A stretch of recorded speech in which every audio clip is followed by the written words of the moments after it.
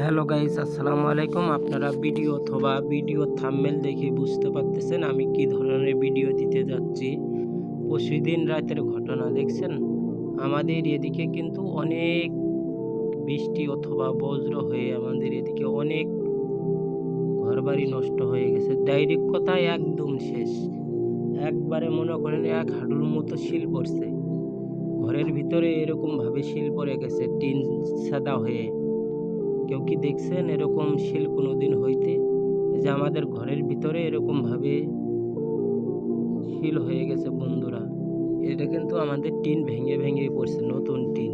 তাহলে দেখেন কি অবস্থা। এই কাজটা যদি অন্য কেউ অথবা মানুষ করতো, অনেক কিন্তু কাইজিয়া ঝগড়া হয়ে যেত। আল্লাহর উপরে কেউ কিন্তু কোনো কিছু করতে পারে না। এটা কিন্তু একদম সঠিক কথা। আল্লাহ চাইলে সব করতে পারে। দেখেন শিল আর শিল, কোনো কথা নাই। রাস্তাঘাট, ঘর বাড়ি সব শেষ হয়ে গেছে। দেখেন রাতের পরিবেশ, রাত 11 ঘটিকায় এটা হয়েছিল মনে হয়।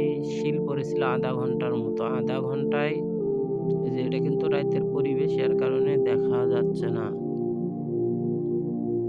দেখেন আমাদের ঘরের ভিতরে শিল পড়তেছে, আমি লাইট মেরে দেখতেছি। ওই দেখেন খালি শিল।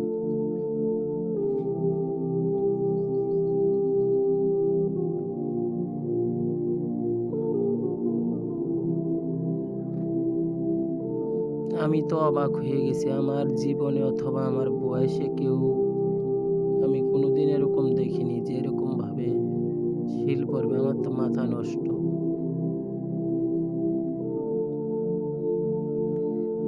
ধরতে গেলে আমাদের গাইবান্ধা গোবিন্দগঞ্জ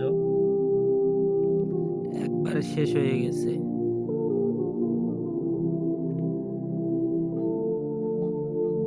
এই শিলটা তো আর সব জায়গায় পড়ে না। এটা একটা জায়গা অথবা বাতাসের একটা গড় হিসেবে যেদিক যায় সেই দিকেই পড়ে। অনেক একবারে ফসলের ক্ষয়ক্ষতি হয়ে গেছে, ঘর বাড়ির ক্ষয়ক্ষতি হয়ে গেছে, একদম নাই বলতেই চলে।